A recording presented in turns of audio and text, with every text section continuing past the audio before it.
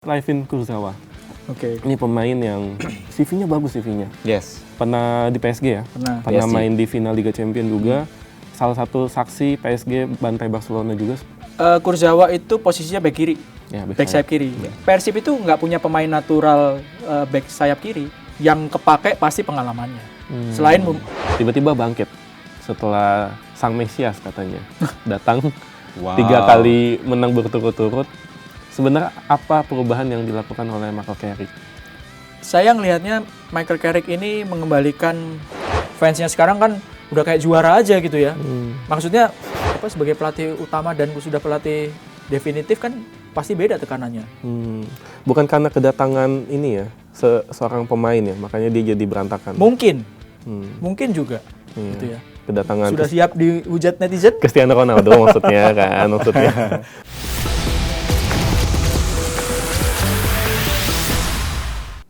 Ya, halo pemirsa, kembali lagi di Sikat Tipis bersama saya Kevin Pakan dan rekan saya. Dan juga ada Montana di sini. Yes, pemirsa, kali ini kami akan membahas mengenai dunia sepak bola, baik di dalam negeri maupun juga di luar negeri. Dan ada yang spesial nih, Mas Coro, hari ini terkait dengan adanya salah satu klub Indonesia yang berkancah di Asia ya, Yaitu adalah Persib Bandung. Persib Bandung. Nah, kali ini kita nggak hanya berdua, nggak hanya saya dan juga Mas Coro, kita ditemani oleh sang pengamat sepak bola yang dulunya juga seorang jurnalis. Dan ini legenda ini. Legenda, betul sekali. Siapa lagi kalau bukan Erwin Fitriansyah. Halo Bung Erwin. Halo. Apa kabar?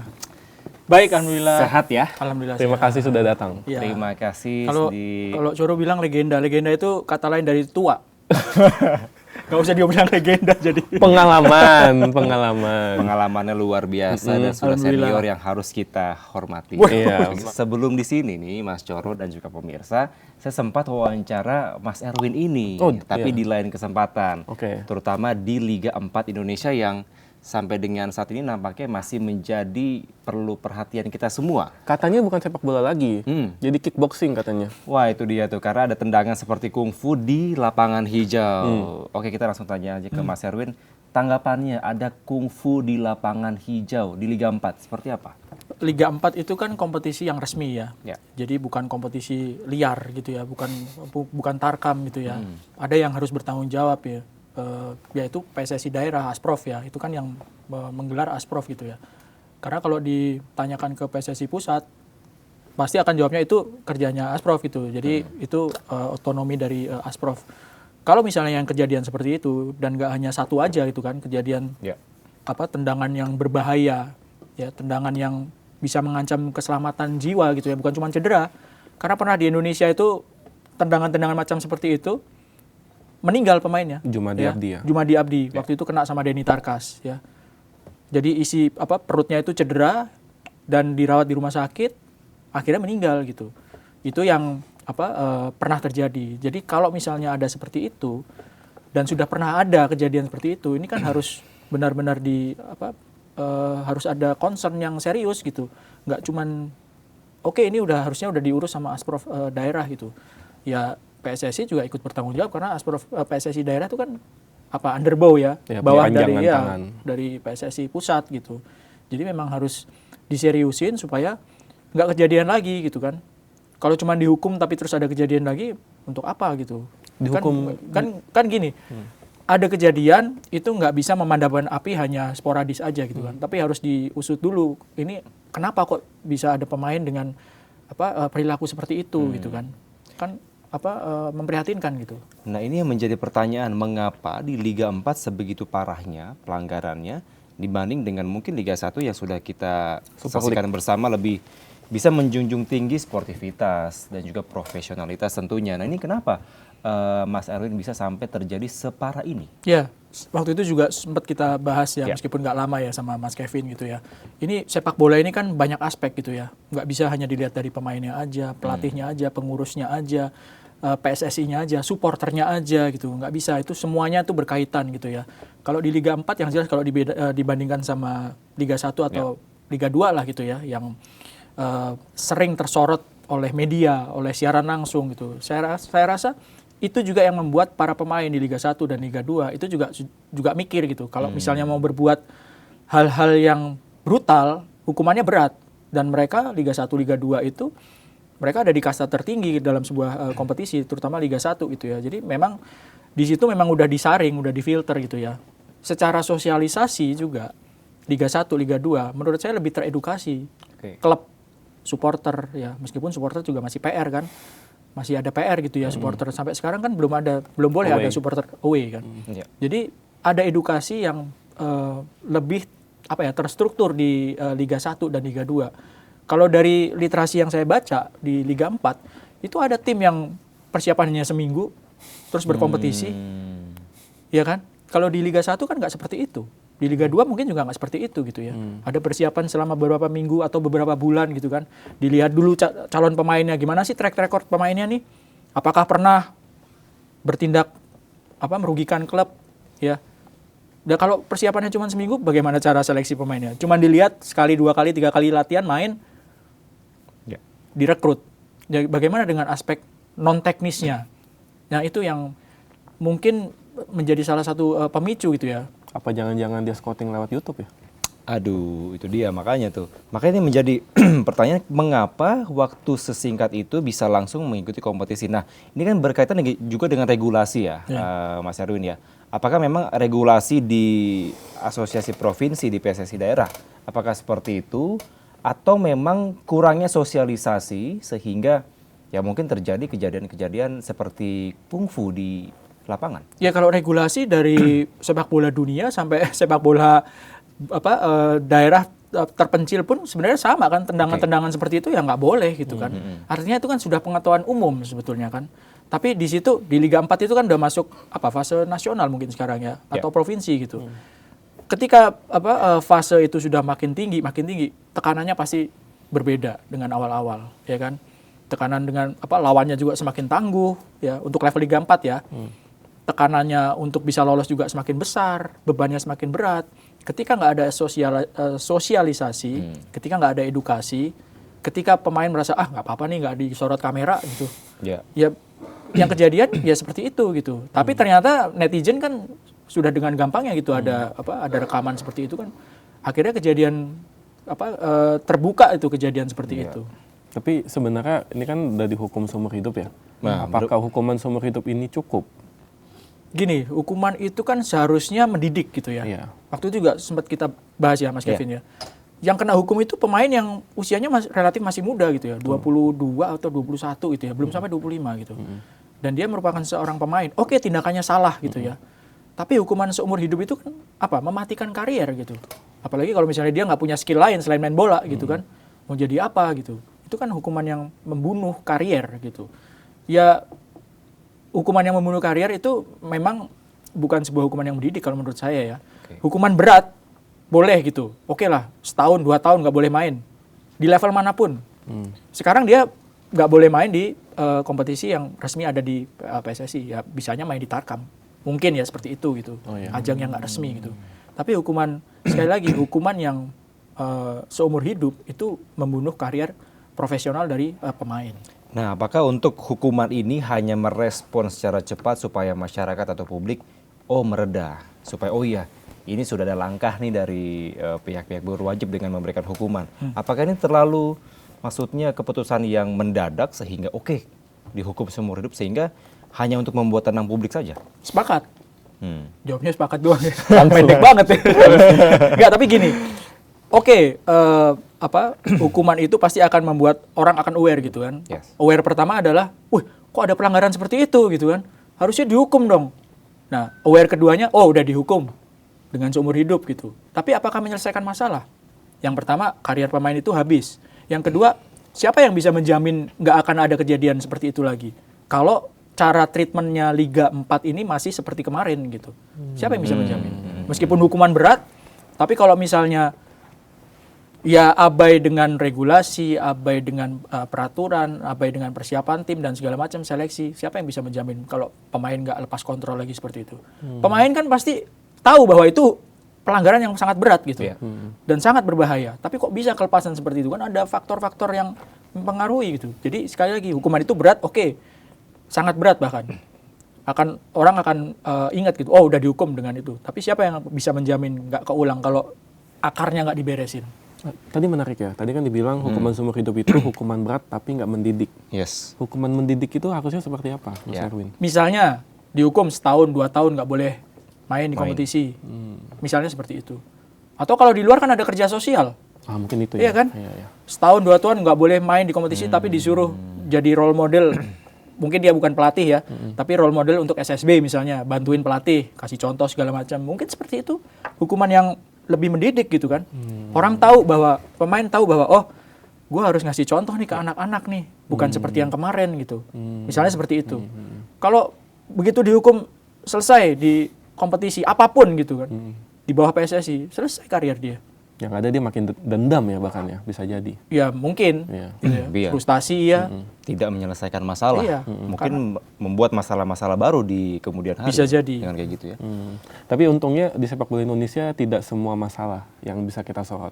Ada juga prestasi. Betul. Contohnya adalah tim Persib Bandung Oke. yang akan tampil di Asia. Tapi sebelum kita ke sana, Ya. kita pengen tahu nih, Bojan Hodak ini spesialnya apa sebenarnya?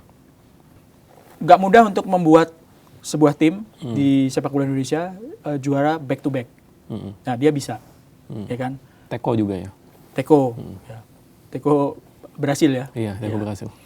sama Bali United ya. Bali United betul. Jadi nggak mudah untuk untuk membawa tim, apalagi Persib.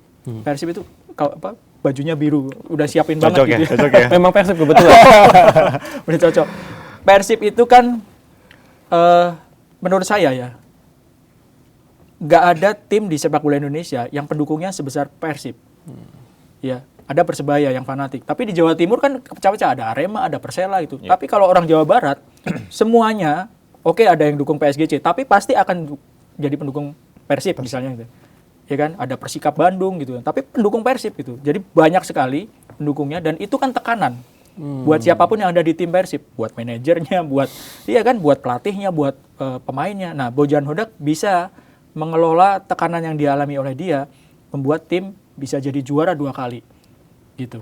Persib di musim pertama sepak bola Indonesia juara tanpa pemain asing gitu. Pelatihnya Indra Thohir. Iya. Tapi kan nggak bisa diulangin di musim berikutnya. Zaman sudah Jadi, berubah. Iya, jadi Bojan Hodak saya pikir cermat menerapkan strategi. Dia tahu bagaimana ini musim ini kan banyak pemain baru. Banyak.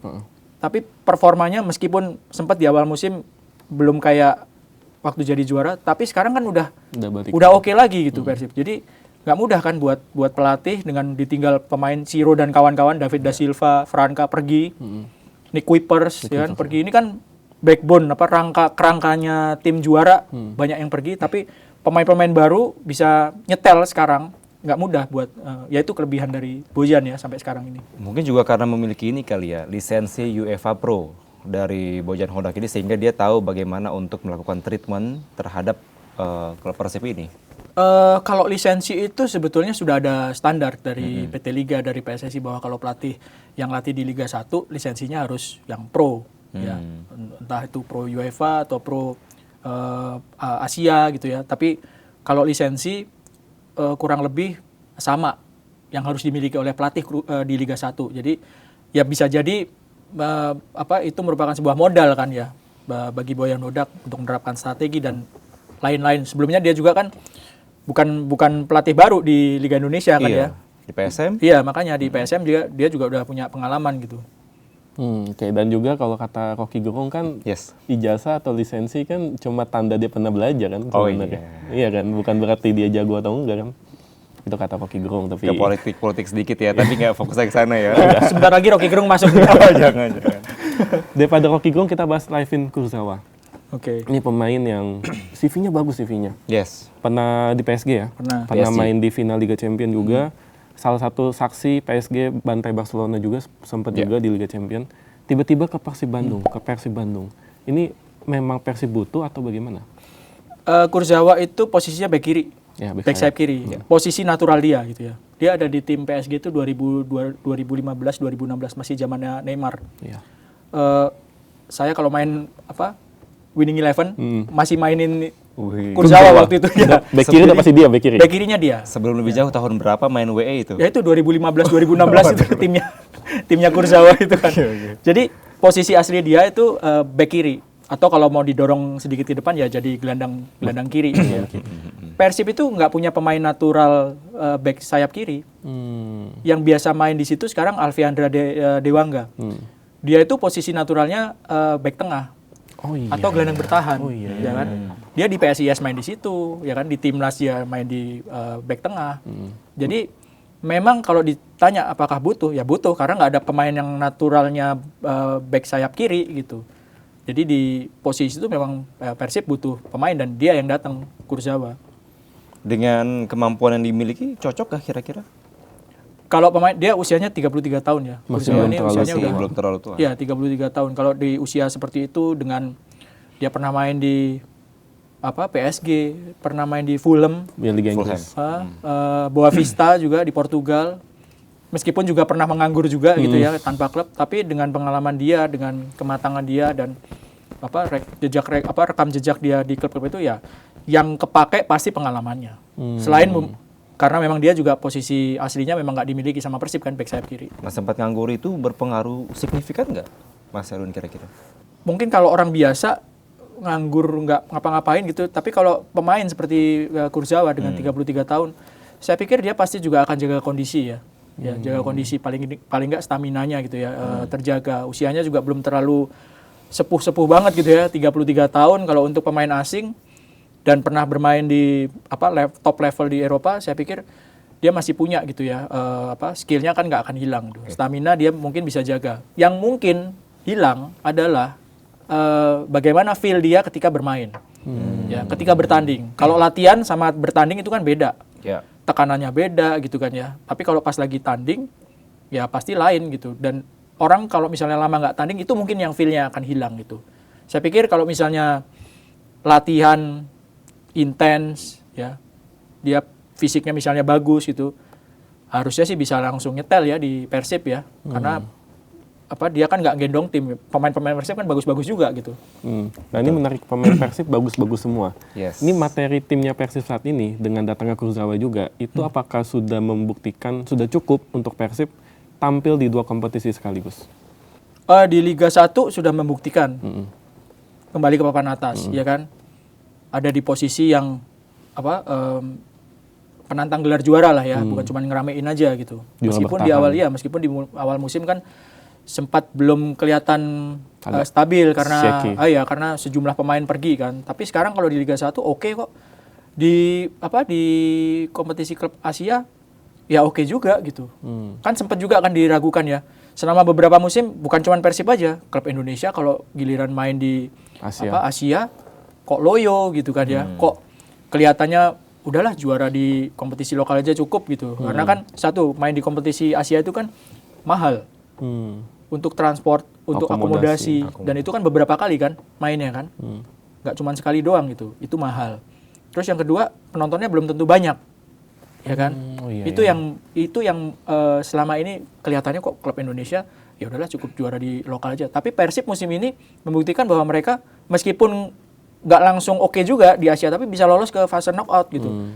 Jadi dengan tambahan pemain yang kebetulan memang di posisi yang nggak dimiliki sama Persib, di posisi back sayap kiri ya menurut saya cukup oke gitu, cukup lengkap gitu. Dan Bojan di babak penyisihan kompetisi antar klub Asia kan udah membuktikan bahwa ini kan main di 2 kompetisi juga gitu. Di liganya dari papan atas, di satunya lolos di knockout menghadapi Ratchaburi ya. Ratchaburi. Nah sebenarnya Thailand. Ratchaburi ini tim yang seperti apa? Apakah dia akan menjadi batu sandungan untuk Persib? Thailand itu kan nggak pernah mudah ya, di timnasnya nggak mudah kalau dihadapi Indonesia. Di klubnya juga mereka punya tim-tim kuat gitu kan ya. Ratchaburi sekarang ada di posisi runner up. Kedua. Ya, ada di posisi kedua Liga Thailand ya, Liga Thailand. Jadi itu kan menggambarkan bahwa ya ini tim yang bagus gitu ya. Thailand secara tim nasional bagus, klubnya juga pemain-pemainnya juga bagus gitu. Ya lawan yang berat sih buat Persib. Yang perlu diantisipasi kira-kira apa, Coach? Bung, Coach lagi. Siapa tahu bener jadi coach. Amin. Ucapan adalah doa ya. Siapa tahu enggak sih, nggak berminat sih. Jadi coach kan ngomongnya. Mas Erwin, kira-kira yang perlu diantisipasi dari Ratchaburi itu selain kepemimpinan pelatihnya yang menjadi momok buat Indonesia. Itu apa? Waktu main Worawood itu di Piala AFF 2000. Iya. Ya, mainnya di Bangkok. Final Indonesia lawan Thailand. Dia cetak 3 gol. Hat trick. Thailand menang 4-1 di final gitu ya. Padahal kita baru pertama kali ke final ya itu ya. 2000 ya. Iya, baru pertama Iya, kali. 2000 main di. Jadi Worawut itu tinggi, gede gitu ya. 3 gol itu kalau nggak salah 3-3-nya tuh sundulan semua gitu. Jadi backnya Indonesia itu waktu itu emang udah trauma gitu ya, kayak trauma gitu ya. Ampun-ampun gitu kalau ketemu sama Worawut. Dia top scorer 5 gol, 3 gol ke gawang Indonesia. Memang disimpan kayaknya. Jadi di kompetisi itu dia 3 gol gawang Indonesia, 2 gol lainnya ke gawang tim lain. Top scorer gitu bareng sama Gendut Doni kalau nggak salah. Ya. Jadi secara pas main dia mengerikan buat timnas Indonesia. Tapi waktu di klub musim lalu mungkin sekitar 4 atau 5 ya, posisi 4 atau 5 gitu ya. Ratchaburi sekarang ada di posisi runner up. Itu kan menggambarkan bahwa ini tim kuat nih di Thailand gitu ya. Dengan materi pemain, banyak pemain asingnya juga gitu ya. Ya khas tim Thailand lah. Mereka main dengan menurut saya cukup indah kalau gitu ya. Tim-tim Thailand itu ya kayak di tim nasionalnya gitu ya. Dengan permainan yang rapi, terorganisir gitu. Tapi kan Persib udah punya pengalaman menghadapi tim Thailand kan. Di fase grup kita menang 2 kali kan. Iya. Berarti ini Ratchaburi harusnya bisa dong, Ratchaburi. Tergantung di pertandingan pertama. Ini kan main home and away kan. ya. Iya. Ada 2 leg tergantung pertandingan pertama. Persib main dulu di kandang lawan Thailand. ya. Main di kandang lawan. Nah, itu tergantung di situ kira-kira bisa nggak ini seri, minimal seri ya. Kalau seri ya ada peluang tentu bagi Persib gitu. Ya di fase sebelumnya saya pikir sudah tersaring klubnya yang di fase knockout ini pasti akan lebih tangguh dibandingkan dengan lawan sebelumnya kan. Dibandingkan sebelumnya. Iya. Nah ini berhubungan juga dengan mentalitas ya, Mas Erwin ya. Kalau lihat mentalitas dari tim atau pemain Persib seperti apa saat ini? Saya lupa tepatnya, tapi Persib itu bukan tim yang jarang menang di kandang lawan di Liga 1. Oke. Beberapa kali Persib bisa menang di kandang Persebaya, kayaknya menang Persib ya, seingat saya ya, di musim ini. Itu kan membuktikan bahwa main di kandang lawan dengan pendukung lawan yang tekanannya berat, itu Persib bisa menang gitu. Soal mental saya pikir sih sudah cukup siap gitu. Di fase sebelumnya kan juga mereka juga sempat bermain di kandang lawan gitu di Asia kan. Kalau di perempat final berarti lawannya makin berat ya, perempat finalnya. Saya nggak lupa ini drawingnya. Kalau Tapi- salah antara Gamba Osaka sama Pohang. Udah ketawa. Jepang Mas atau Erwin. Korea ya. Iya. Nah, itu dari dulu memang ya representasi dari negaranya lah gitu ya. Kalau ngadepin Jepang atau Korea ya pasti berat gitu ya. Ya paling nggak lewatin Ratchaburi dulu kali ya. Iya. Nah, salah satu langkah yang diambil oleh Persib menghadapi dari kompetisi Asia adalah mendatangkan pemain abroad. Salah satunya Dion Max. Iya. Nah, masalahnya di netizen ini banyak yang bilang, ketika pemain Indonesia diharapkan main di luar, kok pemain luar negerinya malah pulang ke Indonesia. Nah, ini Mas Erwin ngelihatnya gimana? Dion Mark itu berarti menyusul Eliano dan Tom Hai. Ya, Ya kan? Ketika pemain yang tadinya berkeluarga negaraan, Dion tuh warga negara apa ya tadinya ya? Kayak Tom atau Eliano kan Belanda, Belanda ya. ya. Ketika dia melepaskan kewarganegaraan Belanda dan jadi orang Indonesia, itu ada satu hal yang juga ikut hilang. Status pemain EU, Uni Eropa. Oh iya ya. Ya. Padahal ada batasan buat klub Eropa untuk mengontrak pemain non-EU. Ya.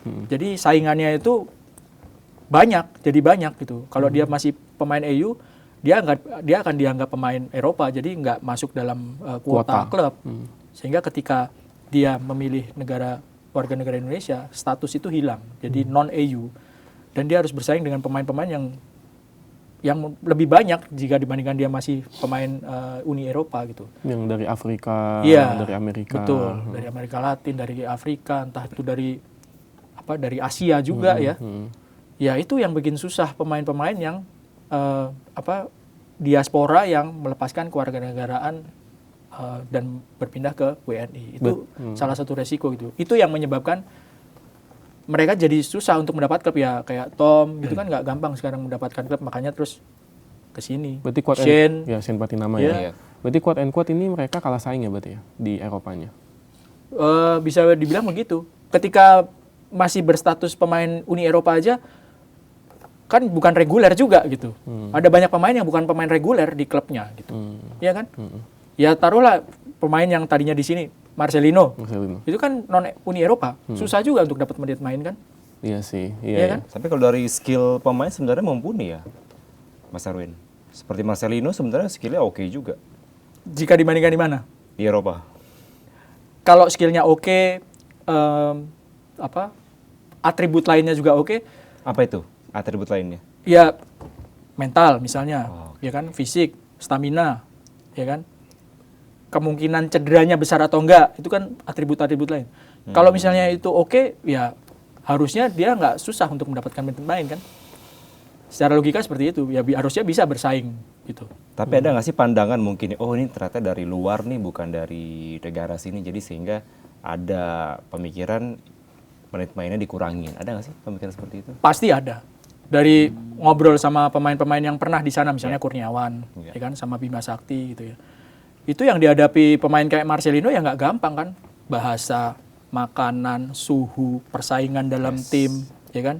Kalau saingannya orang-orang Afrika misalnya yang secara fisik itu mereka punya gift, punya sesuatu yang diturunkan dari Tuhan bahwa mereka fisiknya kuat. Ya. Itu kan udah sebuah hal yang harus dihadapin sendiri gitu kan. Nggak ada temennya di sana, nggak ada teman untuk berbahasa Indonesia misalnya gitu kan. Itu kan hal yang nggak gampang gitu dihadapi oleh pemain Indonesia yang mau di luar. Apa itu juga ya penyebab kenapa pemain kita jarang ada yang keluar negeri ya? Iya, memang itu. Itu juga Iya. ya? Kalau ngobrol sama Rocky Putirai misalnya, yang dia pernah lama main di Hong Kong gitu. Rocky Putirai itu tipikal pemain yang kalau di lapangan mentalnya memang kuat gitu. Ngadepin back lawan digaprak-gaprakin dia kuat. Itu yang tercermin ketika dia berjuang di Hong Kong selama beberapa musim gitu. Orangnya kan cuek ya, kayak tambeng gitulah ya. Itu yang dibutuhkan sebetulnya oleh pemain Indonesia yang mau bermain di luar negeri gitu. Selain skill dan atribut lainnya yang bagus gitu. Mental ya, Iya. terutama mental. Tapi ada juga yang bilang gini, pemain abroad banyak yang pulang ke Indonesia Oke. karena ada misi juara Piala AFF. Ada hubungannya nggak sih?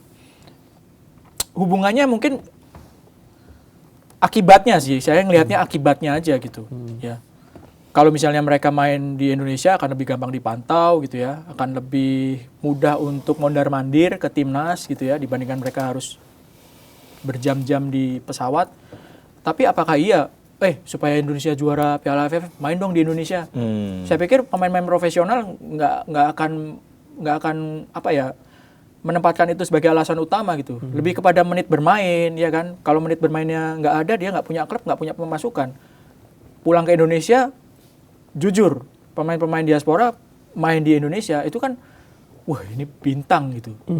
Iya kan? Ngeliatnya wow. Iya, supporter akan melihat, pasti akan, disambut luar biasa loh. Iya. Istrinya Levin Kurzawa aja bilang luar biasa sambutan supporter Persib gitu. Itu yang mungkin nggak mereka dapatkan ketika bermain sebagai pemain cadangan, nggak reguler di Eropa. Uang, ya kan? Belum kalau endorse, ya kan? Di endorse apa gitu, itu yang mungkin nggak didapatkan di Eropa. Mendapatkan penghasilan yang bisa jadi mendapatkan penghasilan yang lebih banyak gitu.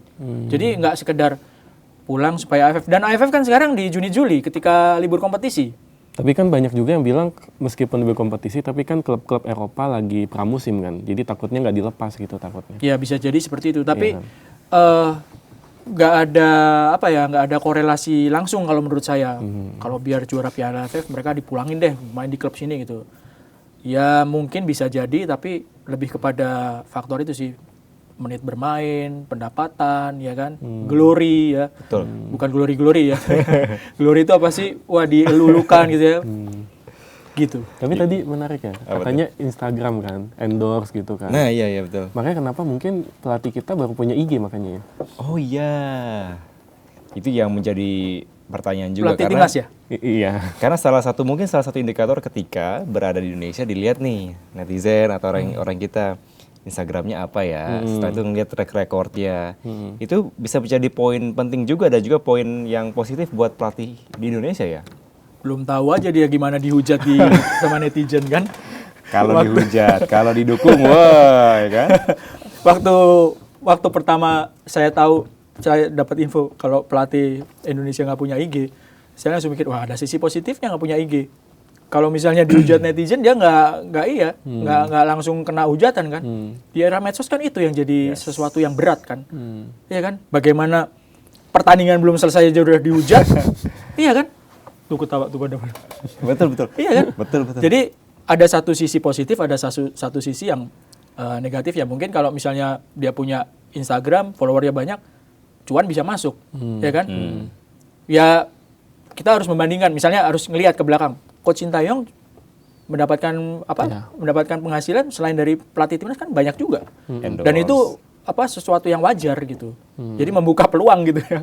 John Hartman mungkin dikasih tahu sama agennya, buka IG gitu. Bikin IG. Iya, bikin IG gitu. Siapa tahu ada endorse gitu kan.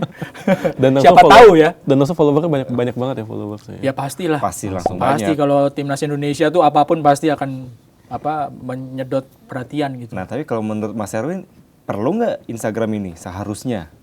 Dilihat dari sisi mana dulu? Yaitu sisi positif negatifnya. Kalau dilihat dari sisi ketenangan dalam hal melatih, saya pikir nggak perlu. Nggak usah ya. Iya. Nggak usah. Orang pemain aja yang kadung punya Instagram kan kadang-kadang kalau masih junior kan kalau mau tanding jangan dilihat IG dulu gitu. Oh, iya betul. Ya kan? Tapi kalau dari sisi bisnis ya perlu. Ya kan? Dilihat dari sisi mana dulu gitu. Mungkin harus ada adminnya kali ya, biar nggak langsung pelatih yang pegang Instagram itu. Mungkin kenal Mas Erwin. Iya. Mungkin kenal adminnya. Tapi kalau ngomongin soal John Hartman, ini sedikit ya. Yeah. Mas Erwin ngelihat John Hartman ini sosok seperti apa? Apakah yakin dengan John Hartman ini? Kalau pelatih itu belum menunjukkan racikannya, timnya seperti apa, saya nggak bisa menilai. Menilainya itu kan berdasarkan rekam jejak kalau gitu, ya kan? Rekam jejaknya apa sih? Di Kanada. Di Kanada. Di Kanada dia pegang timnas putri awalnya, ya kan? Sukses di Olimpiade, back to back dapat perunggu. Setelah itu dikasih tanggung jawab untuk tanganin timnas putra. Sukses bikin Indonesia lagi, bikin Kanada lolos ke Amin. Doa. Ucapan adalah doa ya. Doa orang Iya, baik. Amin. Sukses bikin Kanada lolos ke Piala Dunia Qatar 2022 meskipun putaran final 3 kali main 3 kali kalah. Iya. Ya, tapi itu sebuah kesuksesan. Kalau dilihat dari rekam jejaknya seperti itu dan Kanada bukan negara yang bertabur bintang kan, ya itu cukup menjanjikan. Dibanding ini harus membandingkan lagi gitu ya. Ya. Pelatih sebelumnya Patrick Kluivert secara rekam jejak sebelum menangani Indonesia jelas lebih meyakinkan John Hartman. Tapi kalau ditanya lagi seperti apa? Ya belum tahu. Kita kan belum tahu. Nanti di bulan Maret ya ada FIFA Series itu kan baru kelihatan di situ. Tapi kan Kanada juga meskipun nggak banyak bintang, tapi kan kita nggak punya pemain setingkat dengan selevel dengan Alphonso Davies dan Jonathan David kan. Tapi Alphonso Davies itu main sayap kiri yang larinya kencang banget ya. Iya. Ya makanya kan belum tahu bagaimana Hartman dengan kondisi Indonesia materi pemain seperti Indonesia membawa tim Indonesia tampil seperti apa belum tahu. Ya, tapi yang penting optimis lah ya. Harus optimis kita. Harus ya, kita lihat nantilah gimana hasilnya ya dari pelatih yang baru ini. Nah, Mas Erwin, ini ketika banyak pemain abroad yang pulang, tapi kiper kita Martin Paes malah justru ke Ajax. naik secara Nah, karir. dia menit bermainnya di sana atau mendapatkan posisi utama, kansnya gimana? Waktu main di MLS dia starter ya, banyak menjadi starter dan dipindah ke Ajax. Saya pikir ada peluang untuk menjadi kiper utama. Cuman Ajax itu kan lagi nggak bagus nih sekarang ini. Terutama kemarin di kompetisi Eropa. Iya. Di Liga Eropa, nggak mainnya di Liga Champions ya. Champions. Itu posisi papan bawah kan? Nggak lolos deh. Iya, nggak lolos. 8 kali main, 7 apa 8 kali kalah gitu. Jadi memang lagi struggling ya, lagi susah gitu di kompetisi Eropa. Tapi kalau di dalam negeri di Eredivisie saya pikir Ajax masih menjadi tim yang kuat gitu. Dan ini juga sebenarnya adalah peluang ya untuk Harusnya jadi ya. tim untuk di tim utama gitu. Tim utama. Karena Remco Pasveer kan udah senior banget kan Remco Pasveer. Terus juga Jaros juga kabarnya balik ke Liverpool. Jadi ini peluang emas sebenarnya ya. Buat Martin Iya, Paes. iya, bisa bilang seperti itu. Oke. Tapi tepat nggak berarti untuk pindah atau hijrah ke Ajax? Karena kan sebelumnya Melihat rumornya kan ke Persib kan katanya. Iya. Rumornya. Ini kalau saya bilang Persib nanti marah tuh. Saya bilang nggak tepat tuh. Tepat yang malah. Objektif ya. Ya, Objektif. secara sorotan, secara atmosfer kompetisi, secara apa ya, ekosistem kompetisi gitu. Ya. Oke, tepat kalau misalnya dia pindahnya ke Ajax ke Liga Belanda gitu ya. Siapa tahu nanti malah dilirik lagi sama tim besar, mungkin di Inggris atau di Spanyol atau di Jerman gitu ya. Tim yang lebih besar misalnya ya. Ya ini agak hati-hati juga ngomongnya. Ngeri-ngeri sedap ya. Takutnya netizen lihat itu. Udah. Ada komen-komennya lagi. Udah daripada Persib ngomong Tapi sesuatu ini yang loh, kalau ngomong Persib, kipernya lagi bagus loh, Teja Teja Pakualam. Pakualam. Iya, Oh, oke iya. banget loh dia. kayaknya Persib nggak butuh kiper asing ya kayaknya ya. Kalau ngelihat performa Teja. Ya kalau yang datang Martin Paes atau Emil oke, ya kan. Tapi kalau performanya Teja seperti sekarang, ya dia membuktikan bahwa kan sempat cedera lama, ya kan. Udah gitu kan saingannya juga pemain asing sebetulnya kan, Iya, sempat. Teja itu. Tapi dia bisa jadi starter dan oke mainnya, Persib ada di papan atas ya. Martin Paes biar di Ajax dulu deh. Benar. Clean sheet terbanyak ya Teja ya. Teja, ya. Clean sheet terbanyak. Jadi sebenarnya menjanjikan juga Teja Pakualam nih. Ya jangan diganti dulu lah, harus dipertahankan, ya kan?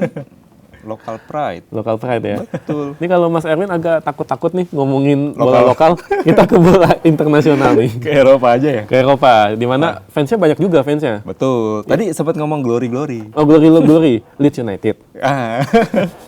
Man United. Oh, Man United. Man United. Manchester United nih, Mas Erwin nih. Setelah diterpa badai, pelatihnya diganti, terus juga kalah-kalah mulu, hampir di semua kompetisi tersingkir, tiba-tiba bangkit setelah sang Mesias katanya datang. Wow. 3 kali menang berturut-turut. Sebenarnya apa perubahan yang dilakukan oleh Michael Carrick?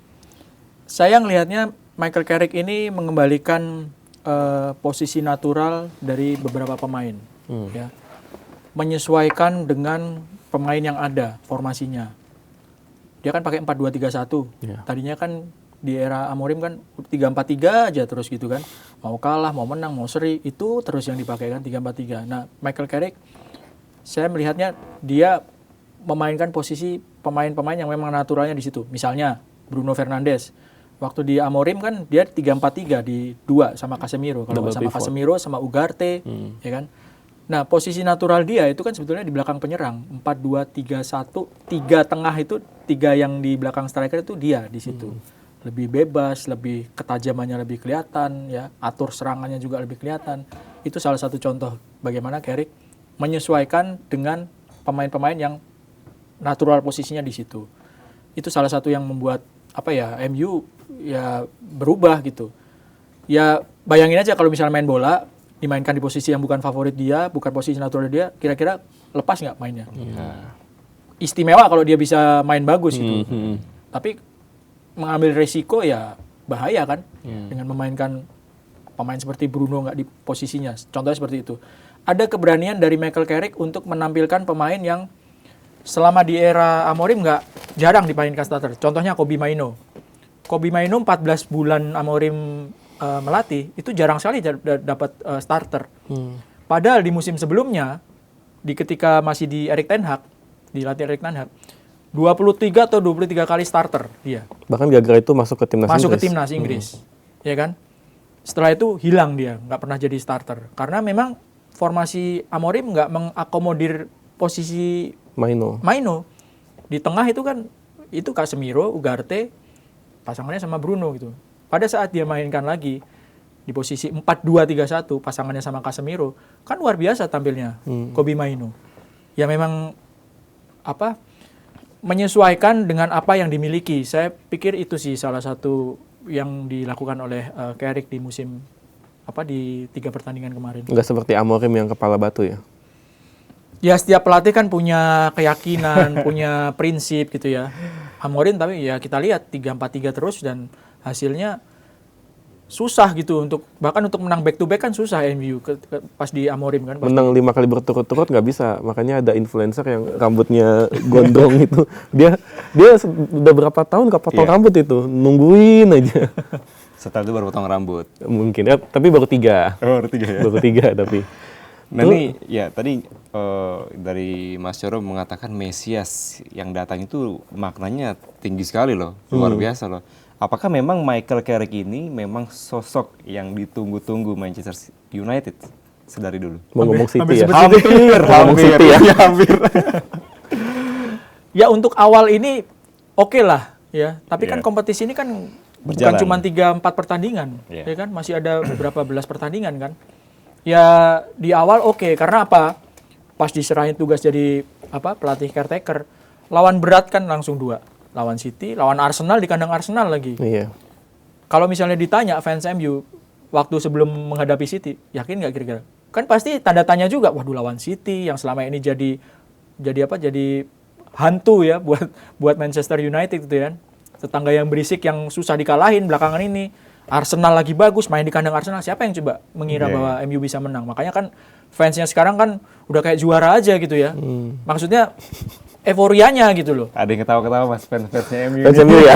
Iya kan banyak yang bilang udah kayak juara aja, orang baru menang 2 kali. Ya, faktanya seperti itu. Ke euforia yang dialami ya seperti itu, karena mungkin nggak ada yang menyangka di 3 pertandingan, terutama 2 awal ya. Kalau lawan Fulham oke lah, meskipun juga sempat deg-degan kan, 2-0 jadi 2-2 bisa menang 3-2 ya. Masih panjang perjalanan ya untuk penyelamat di awal 3 pertandingan ini oke, tapi kan masih banyak Panjang. pertandingannya ya. Untuk menumbuhkan semangat di awal oke, tapi jangan terlalu lama untuk bereuforia ya. Kita nantikan. Ya boleh aja sih. Tapi gini deh, kan ada yang bilang gini nih Mas Erwin nih, ada yang bilang kenapa Carrick sukses di MU karena lawan-lawannya ini nggak main low block gitu.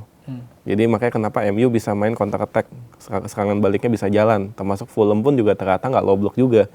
Apakah nanti MU kalau menghadapi tim-tim low block macam Burnley misalnya, ini apakah akan tetap bagus MU-nya atau bakal berantakan lagi, bakal balik ke setelan pabrik?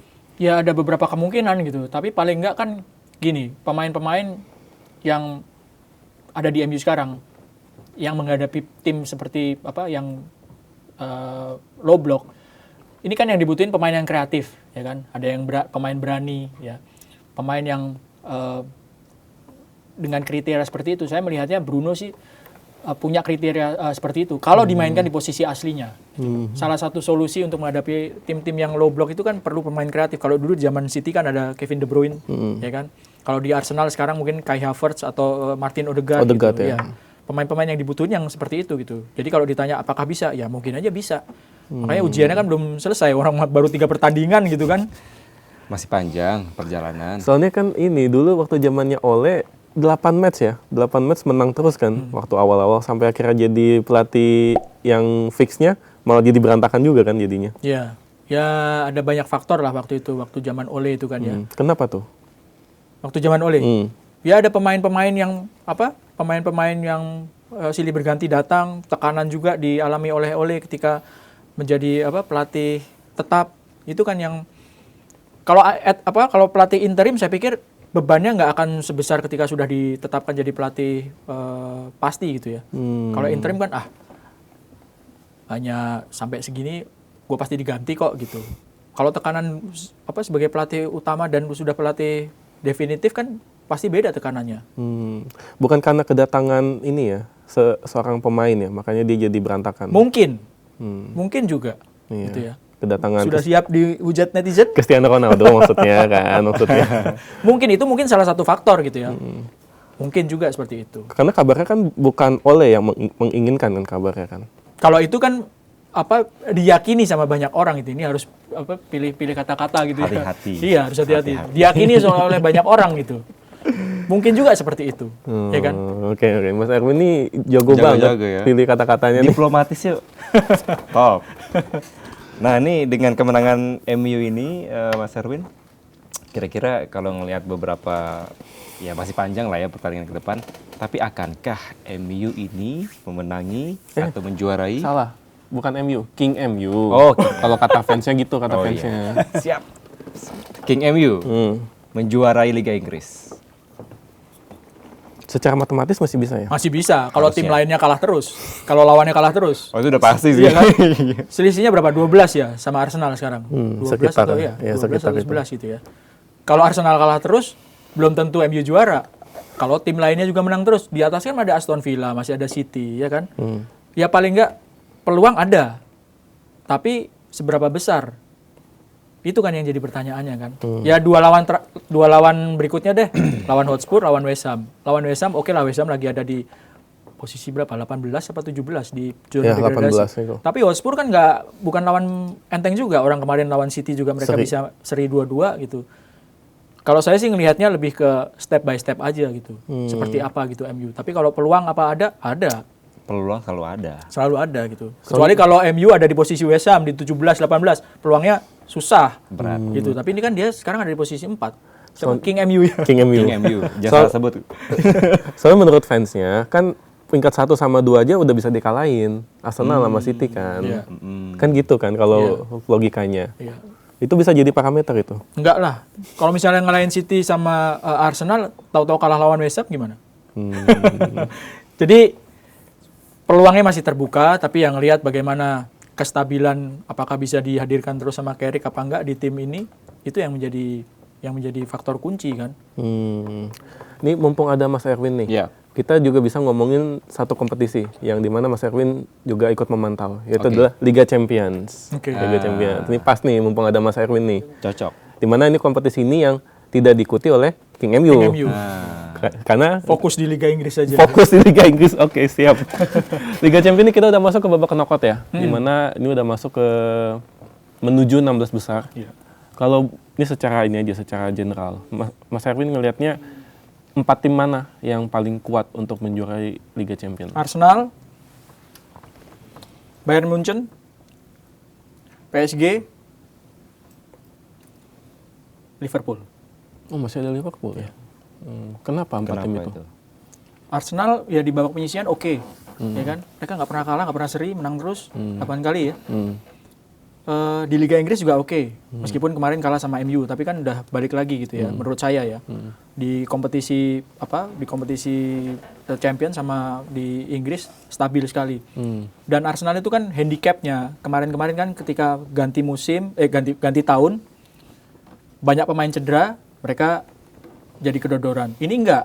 Kemarin kan banyak juga yang cedera. Ganti tahun, banyak yang cedera, masih tetap oke di Liga maupun di Champion Arsenal. Liverpool saya pikir di 2 atau 3 pertandingan terakhir udah kelihatan jauh lebih membaik dibandingkan ketika waktu kalah berapa kali tuh di awal-awal musim kan. Iya. Dia ada di posisi papan atas juga sekarang, ada di posisi 5 atau 5. 5 atau 6 ya. 4 MU, 5 Chelsea, 6 ya Liverpool. Oke, Liverpool dan pemain-pemainnya juga yang baru-baru juga udah mulai kalau istilahnya sekarang gacor. Gacor Ya kan? Florian Wirtz, ya, Hugo Ekitike. PSG mereka masih belum banyak berubah dari pemain-pemain tahun lalu. Mungkin kiper Backbone-nya ya? Kipernya ganti. kiper terbaik musim lalu di Ligue 1. Ligue 1. Setelah siapa? Donnarumma pergi gitu ya. Tolong jangan ketawa ya, teman-teman ya. Tapi itu jebakan pergi. umum juga tadi. Jebakan nih. Emang sengaja apa gimana sih? Si Mas Erwin. Kipernya pergi tapi yang datang kiper terbaik Ligue 1 musim lalu. Ya backbone-nya masih tim juara, pelatihnya juga pelatih tim juara, pemain-pemain mudanya saya pikir akan semakin matang. Meskipun sekarang mungkin nggak akan mudah karena PSG harus lewat playoff ya. Iya, musim lalu juga playoff sih. Iya, Musim lalu. ngalahin Liverpool ya waktu Iya. playoff musim lalu. Munchen selalu menjadi tim yang kuat kalau di Liga Champion ya. Meskipun kalau di Jerman dia kayak saya nggak ada lawan gitu kan kalau Munchen gitu. Tapi kalau di Liga Champions selalu menjadi tim kuat. Nah, ini menarik. Tadi kan ngomong Arsenal karena menang terus. Nomor 1 kan. Tapi musim lalu Liverpool juga nomor 1. Begitu masuk 16 besar langsung keok dia, langsung tumbang. Iya, Jadi kan berarti kan peringkat 1 ini sebenarnya nggak ada artinya juga. nggak kan? ada jaminan. Tapi kan ditanya siapa prediksinya ya, itu prediksi saya gitu. Salah satu yang paling kuat lah ya. Iya, yang kelihatan paling meyakinkan Arsenal. Nggak ada Real Madrid, Barcelona. Madrid enggak lah ya. Madrid di Liga juga setelah pelatih sama pemainnya kelihatan kurang akur dan pelatihnya akhirnya pergi, kayaknya agak berat Madrid ya. Barcelona juga belum. Meskipun ada Hansi Flick ya. Iya. Chelsea mungkin. Silakan. I'm not sure. Silakan. Kan kalau kata fansnya klub juara dunia, ya kan. Ya kita doakan saja. Itu kan makanya bola itu bundar, Mas Yoro, ya kan? Karena kalau kotak itu kubus. Benar. Jokes bapak-bapak, bener. Nah, tapi kalau ini seriusnya nih, Iya. terakhir nih dari saya nanti dari Oke. Kevin. Kalau Chelsea ini gimana? Kalau Mas Erwin ngelihatnya peluangnya untuk di Liga Champion? Liga Champion. Terutama Liam Rosenior ini sebagai pelatih baru ini seperti apa? Karena menang terus kan? Ya, kalau di Liga Inggris oke lah. Kemarin ketinggalan dulu 2-0 lawan West Ham kan. Chelsea main di kandang. Tapi comeback ya? Iya. Sebelum lebih jauh nih, warna biru juga. Oh iya, Sama. Oh bukan Persib ya, ini Chelsea ya? Persib dan Chelsea. Oh Persib dan Chelsea, oke. Silakan, Mas. Ya belum lah, kalau menurut saya di Liga Champion masih banyak tim yang lebih tangguh dan lebih siap sih. Secara tim itu Chelsea itu kan masih banyak pemain mudanya. Pemain paling tuanya itu Tosin ada Robioyo 27 atau 28. Bahkan Paling tuanya. kaptennya aja Reece James ya kaptennya. Ya, Reece James. Kalau enggak kan Enzo kalau Reece James nggak main. Ya masih perlu waktu mungkin ya dengan pelatih barunya, dengan pemain-pemain yang masih harus lebih matang lagi gitu. Chelsea ya. No hard feeling ya. It's okay, it's okay. Kalau Liamnya sendiri, kalau Mas Erwin ngelihatnya sosok yang banyak yang bilang ini pelatih bukan sih gitu, karena setelannya tidak mencerminkan pelatih gitu. Liam itu di Strasbourg oke loh. Sebelum ke Chelsea. Ya banyak yang menyebut bahwa Liam ini dipakai sama Chelsea karena Strasbourg sama Chelsea ini berada di konsorsium yang sama gitu kan. Makanya udah yang gampang aja deh. Tapi di Strasbourg setelah 40 tahun Strasbourg itu main di kompetisi Eropa. Musim pertamanya Liam itu bisa membuat Strasbourg ada di posisi 7 dan dia main di kompetisi Eropa. Sebelumnya udah hampir nggak pernah main. Nggak pernah. Bukan hampir nggak pernah, emang nggak pernah. Nggak pernah main. Iya, selama 40 tahun, 4 dekade gitu ya. 1 dekade 10 tahun ya bener ya. Yes. 10 tahun. 40 tahun nggak pernah main di kompetisi Eropa. Nah, dia bisa membuat perubahan itu dan waktu di Strasbourg itu banyak pemain mudanya. Di debut pertama saya baca, di debut pertamanya Liam di Ligue 1 itu yang main pemain full U23 Strasbourg. Itu kan keberanian dia, ya intuisi dia melihat bagaimana pemain muda itu bisa dimaksimalkan. Ya bukan kebetulan Chelsea memang investasi banyak pemain muda. Ya yang paling tuanya aja 27 tahun gitu kan. Estevao ya kan. Gittens itu kan masih di bawah 20. Ya. Ya memang cocok, tapi apakah oke? Belum tentu. Ya seperti Carrick kembali lagi gitu. Apakah bisa membawa Chelsea ini cukup stabil gitu ya. Itu yang waktu lawan West Ham pasti deg-degan itu. Udah main di kandang ketinggalan 2-0, mainnya berantakan di babak 1, tapi babak kedua oke lah membuktikan pemain-pemain yang dimasukin pemain-pemain cadangannya cetak gol dan bikin assist kan, ada Joao Pedro ya kan.